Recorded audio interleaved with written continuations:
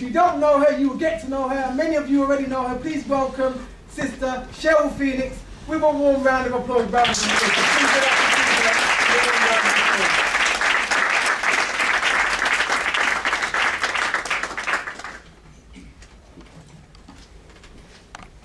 Thank you so much, and let me put this down. Greetings and good evening, everyone. Good evening, sister. I'm sorry I kept you waiting. There was 2 accidents en route, so it just took me forever to get here. But I'm here now. Now, thank you very much, Brother Jeffrey, and he did say the same thing. The Black Child Agenda, I'll just give you a quick background before we go into this evening's proceedings. Now, why I came about doing the Black Child Agenda, one was, I've come from a business background, and myself and my husband was the founder of the UK Black Links Business Directory Purple Book, similar to this, which did quite well. Now, from running a business, quite a multi-million-pound enterprise, we had 25 staff members, all black. He had sickle cell. We went out for dinner one evening, came back and he had a crisis. Now, that was on the 14th of February 2005. And from that day onwards, for 2 years, between myself and my sons, we spent the next 2 years sleeping in chairs of hospitals because of the negligence and the things that went on. They gave him the wrong drugs, his skin fell off, and he was dark chocolate. And his skin fell off, he was just covered in sores. He had to learn how to walk again, ended up with multi-organ failure, an enlarged heart, pneumonia, and also ended up having to have dialysis 3 times a week because he had kidney failure because they kept giving him too many drugs. So with that going on, my sons were then coming through puberty, going to school. So I've obviously gone to the school and said, look, we've got some issues with regards to my husband's not well, he's quite sick, the children are obviously not in the best form. Subsequently, he actually passed away, he died. So obviously that's going to take its toll on teenagers. We all know teenagers are lovely at the best of times. So as that was happening, what was actually happening in the school was they were being locked in classrooms and statements were being written and they were forced to sign them with the threat of being permanently excluded. They weren't given lunch during the day. There was racist abuse and just different things like this were going on. So my youngest son ended up not in any education whatsoever for the best part of 14 months. I contacted the local authority, I wrote to all of our MPs, I wrote to the Ofsted, the education department, everybody who was supposed to be responsible or accountable for our children. I'm yet to receive a response. So with that, I actually saw that whilst my son was at home, I realised that there were a lot of children who were also not in school or any form of education, and their stories were quite similar. The interesting thing with my son's school was that they had an A4 piece of paper like this, put up around the school, and on it had a list of about 25 young black boys. And they said to the students, pick which one of these children you want to actually be permanently excluded. And this was what they were given the children to do. So within the space of 6 weeks in this particular school, Wembley High Technology College, I feel no way of saying it, they actually excluded unofficially 16 young black boys within the space of about 6 weeks. They were still on the register, but they weren't allowed to attend the school. So with that, me being me, the slave master would have called me cantankerous. I then was contacted by the Guardian newspaper. And John Democus, unfortunately he's on holiday because I actually did invite him here today. From 2011, he's been following me in my case. I, being me, because you know with our community, we don't like putting our business out there. We don't like telling no one about it. How are you? Yeah, everything's fine. When really you're going through absolute hell. So what I did was put my case in the Guardian as a double-page spread. And we actually did a short documentary. We brought it up in Parliament. So I said to all the other parents, right, if you come along and you galvanise with me and write a letter and do this, that and the other, then we'll have a case that we can actually present to Parliament and something needs to be done. No one did anything. So my case went out there, a lawyer saw my case, and from there he started supporting us. Bring it up to 2016, 2013 I should say, I started doing the Black Child Agenda events. I started travelling up and down the country to find out from parents who else has been going through this. This can't just be me or just the children that live locally to me. And from 2013 to now, I can comfortably say we have in the region of over 3,000 parents who I've either spoken to, come into contact with, met with, heard from, and 9 out of 10 of them tend to be of African descent, and the majority are boys. And what I tend to find is that the boys tend to be between the ages of 12 and 14 years of age. quite a vital age in any child's life because they're doing their GCSEs and they're supposed to be picking things. Now, if they're not in the school, they end up in Peru's, you know, the exams tend to not be the best. Anyway, with regards to the law and the procedures around exclusions, the procedures and guidelines that are supposed to be followed, I've just been learning about them over the last 2 years properly, intensely, but I'm no lawyer. So with this, even just 2015, the lawyer that supported us at the time also said to me, do you know what, we need to actually make this a national campaign. We need to actually bring a case to Parliament. We actually need to write a paper. We need to do a lot more because this is a problem that's been going on since we've been here. It's not anything new. It's not like as if, oh my God, shock horror. This is like when I watched Windrush, which was, what, in the 1960s or 70s that they filmed that. There's a young black man in there speaking about exactly the same things that we're talking about today in 2016. So something's got to give. Someone needs to do something, which is why I've been pushing myself with the Black Child Agenda and obviously with all of your support as well. So without further ado, before I go into more detail, I'm going to actually call one of the lawyers who's been working with us and working with our parents in the Black Child Agenda as well. And she's going to give you like some guidelines and some information on exactly what is and isn't allowed within the schools, just so that you have the knowledge on what's actually going on. So please give a warm welcome for Miss Carolyn Osborne.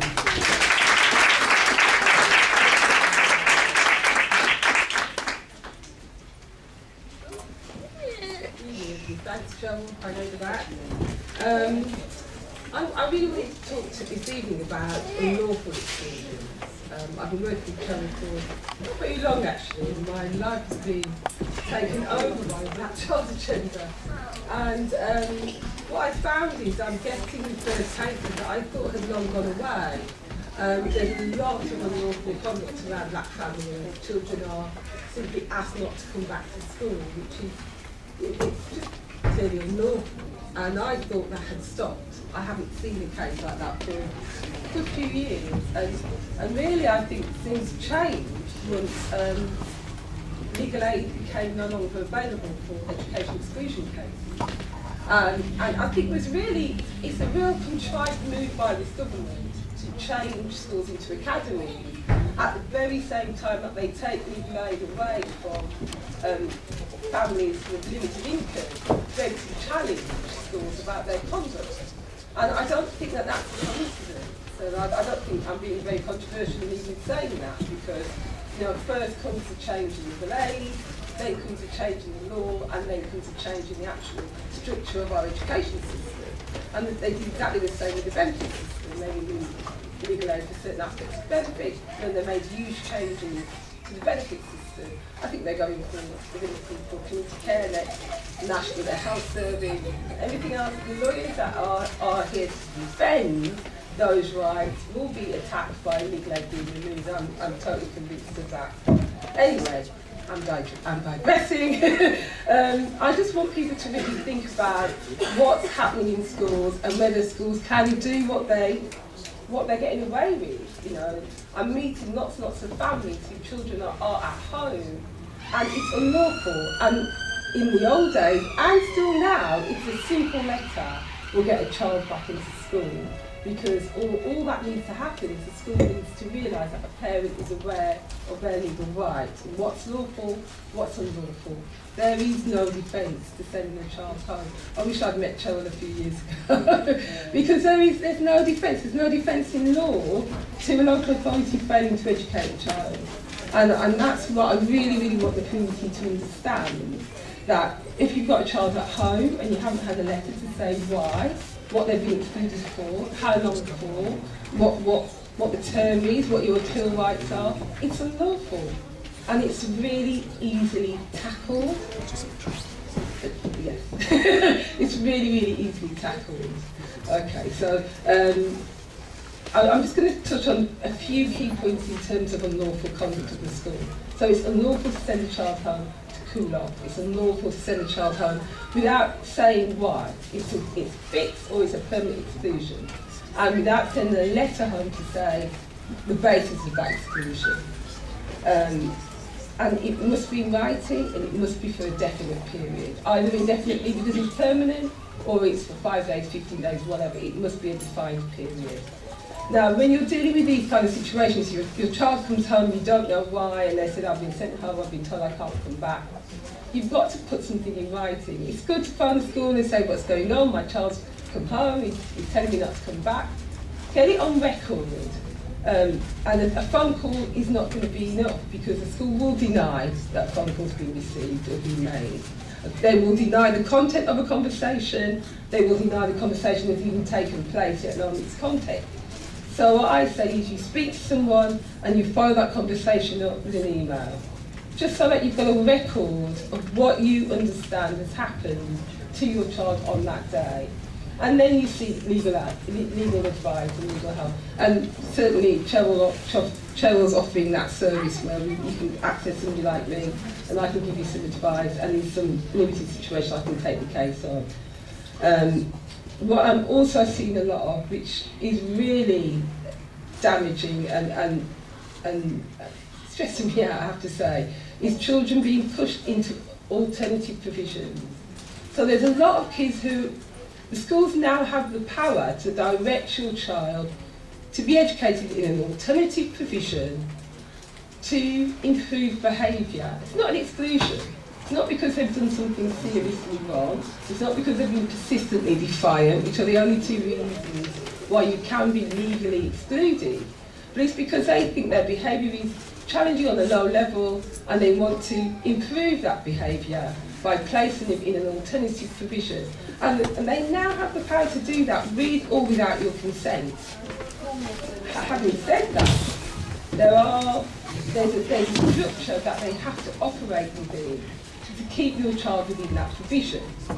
So, I won't bore you with the acts and the provision, but I will say, if you're in this situation, you've got a child in a pupil referral unit or some alternative educational provision, try and have a look at the statutory guidance. There are statutory guidance there, and that sets out what how schools should manage your children within the alternative provision. Okay. So when your child is sent home, you should, and told you're going to go into an alternative provision, you should be told why, where he or she is going to go, how long for, and what the objectives of that placement is. Because what I see are boys being sent into the alternative provision, no one knows why, no one knows how long he's going to be there, no one knows how you can get him out of there, or her, sometimes it is a girl, 9 times out of 10 it's a boy. And it's as if they're just locked in this provision away from mainstream education, and there's no beginning, middle or end to it. And that's not what the statutory guidance says, and that's not what should happen.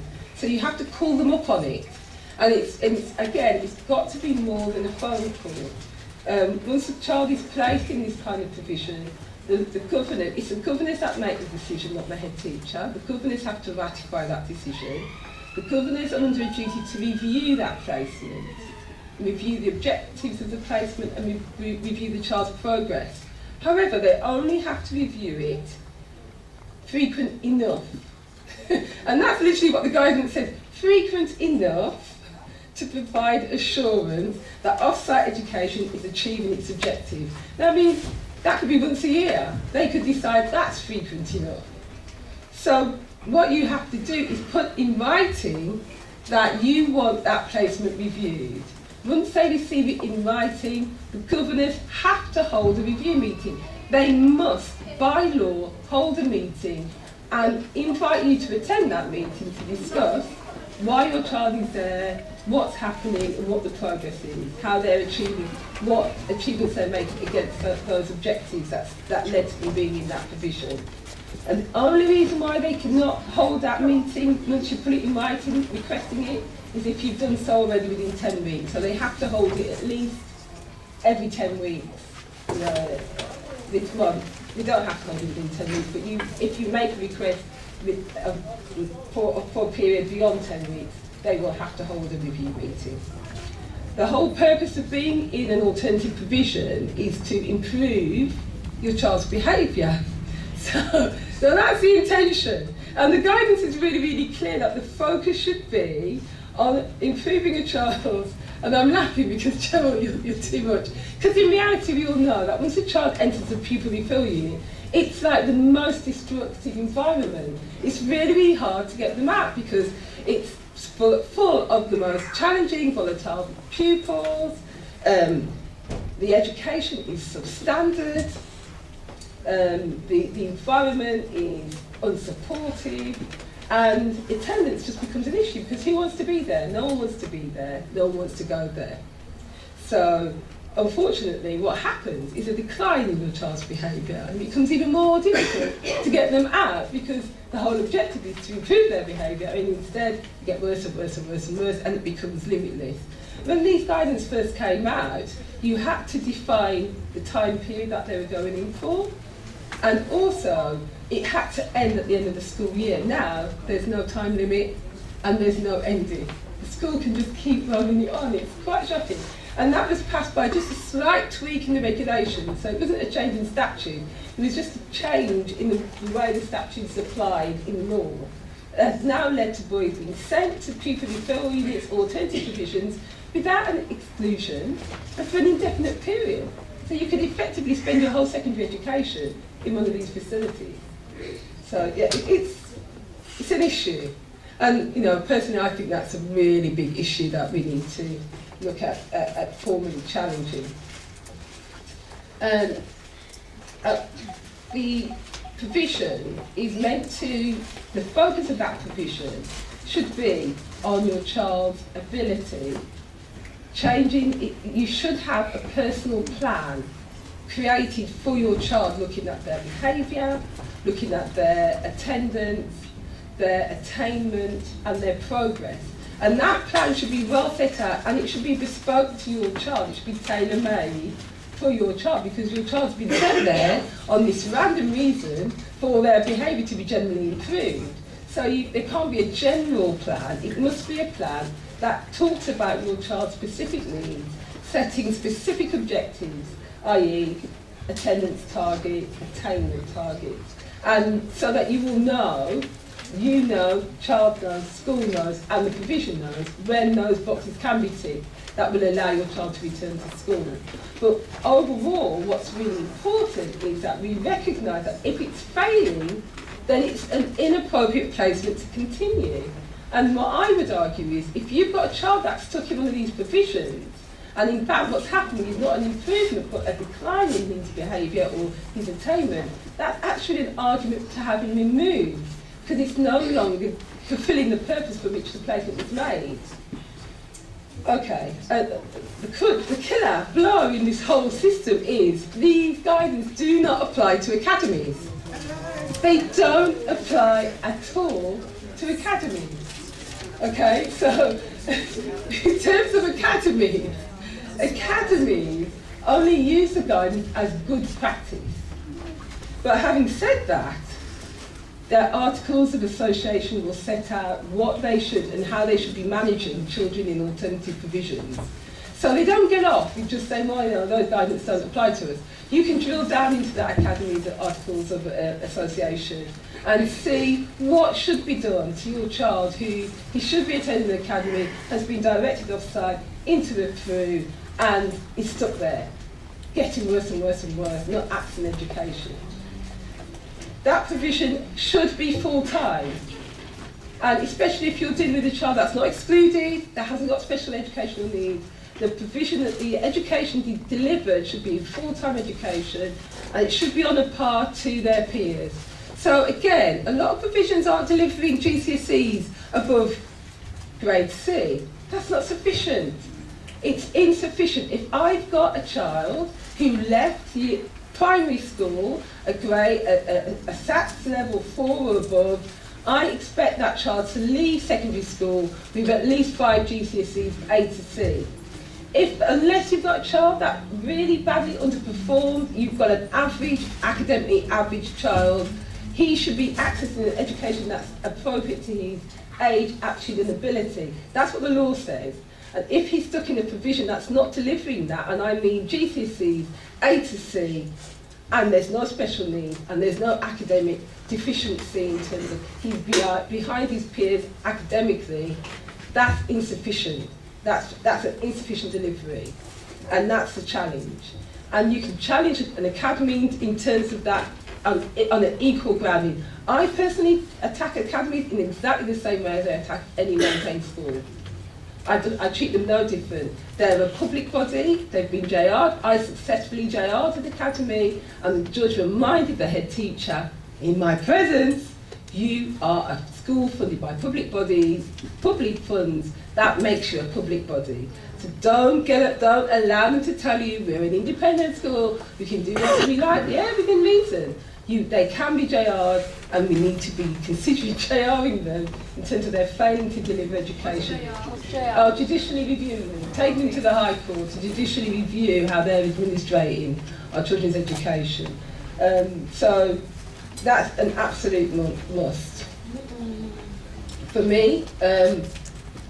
So, you know, I've created my own notes saying, what does this all mean? And what it all means for me is, you know, we've really got to wake up to being formal, attacking the system in a formal way, because I think a lot of the time we get suckered into, no, this is to avoid an exclusion, it's in his interest, we don't want to do anything as harsh as excluding him. But in fact, if your son or daughter was excluded, you would have more right to first of all challenge the exclusion and then apply for a fresh place. And that's the other thing I want people to really realise, that even if you've been excluded from school, you are entitled to be educated in a mainstream environment.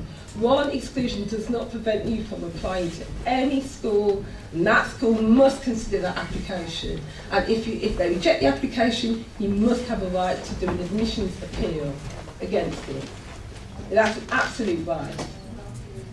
You can't be rejected from a mainstream school simply because of one exclusion. Twice exclusion, yes, then there's a period beyond which a school doesn't have to consider your application. But one exclusion, you're still entitled. There is gatekeeping in the local authorities. Local authorities will want to back your application away. They will tell you, oh, well, we'll consider it in due course. Those decisions must be in writing, and they must carry with them your right to appeal and the appeal process. Do not accept anything short of a letter rejecting your application and a right to appeal for that application. And if your son's in an alternative provision, that doesn't stop you from applying for another school. So don't let the local authority barricade you out of the system or make you feel that you can't apply to other schools and have the application properly considered, because it's a legal right. If you are in a situation where your child is put in an alternative provision, you need to see what the objectives are, why he's being sent there, what the provision is, what the rules of the provision are, and what the objectives are, see his plan, see how he's being measured in terms of progress. Ask for all of the reviews, because reviews may well have taken place without you being invited. They don't have to invite you unless you request it. They don't have to invite you to your own child's review. So attend the reviews, request the reviews, or request to see the reviews after they've taken place. And if there's no progress being made, challenge it. Challenge his continued presence there. Because the whole purpose is to meet those set objectives, and if they're not being met, challenge his continued presence at the provision. That's questions. Anybody got any questions? You were saying that they don't have to invite parents. Now, what about the United Nations right of the child?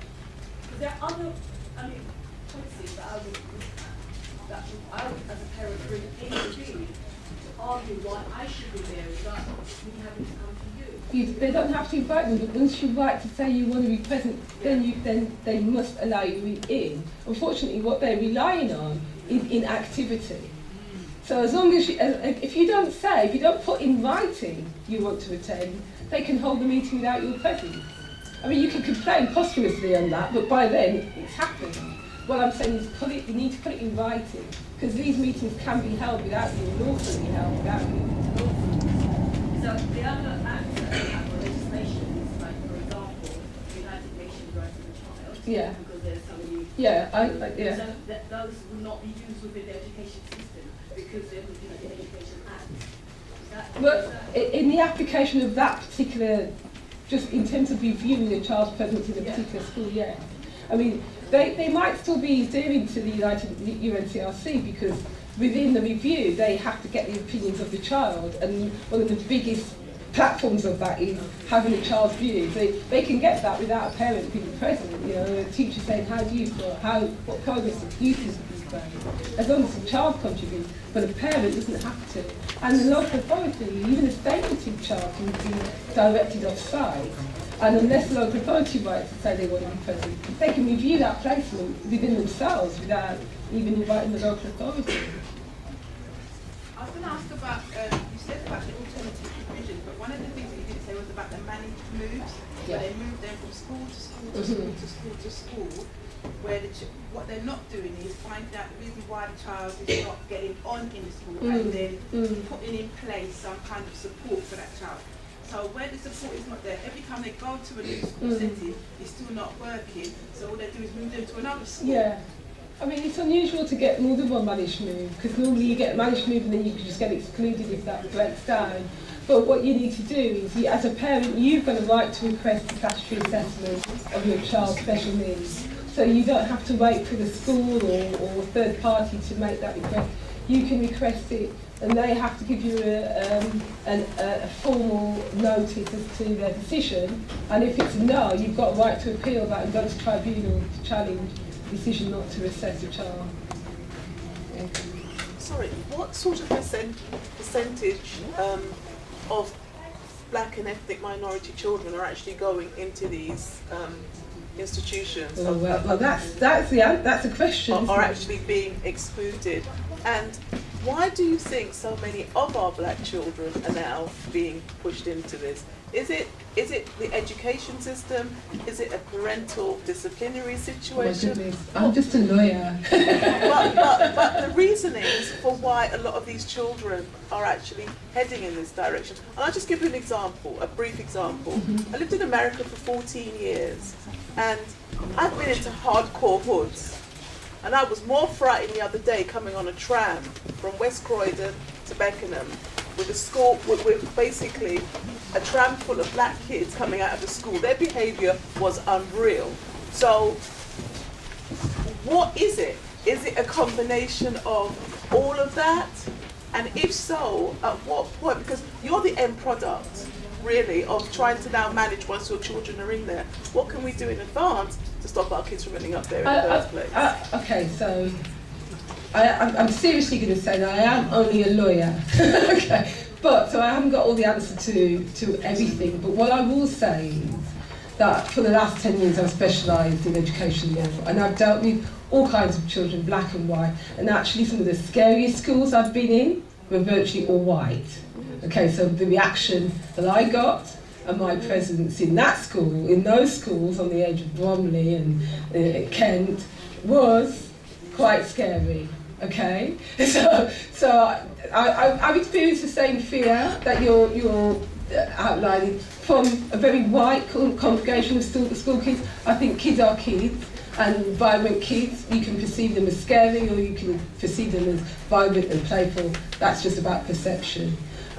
What I think, and in my experience, conduct coming from a black boy will often be perceived as more threatening and scary and volatile than the same conduct, sometimes coming from a black girl or coming from a white boy. Totally different perception. And I've dealt with groups of children, and for some reason the black boy's involvement, even if it's lesser, will be seen as more pivotal. So I think that more statistically, I think Cheryl knows the stats, I forget the stats. It's ridiculous. 16 times more likely, something like that. 106, oh my goodness, I don't like to quote stats, I don't know the source. Extremely more likely to be excluded if you're a black boy than a white boy. I think, you know, there's a group that outstrip us, and that's travellers, children outstrip us. Okay, but ridiculously more likely.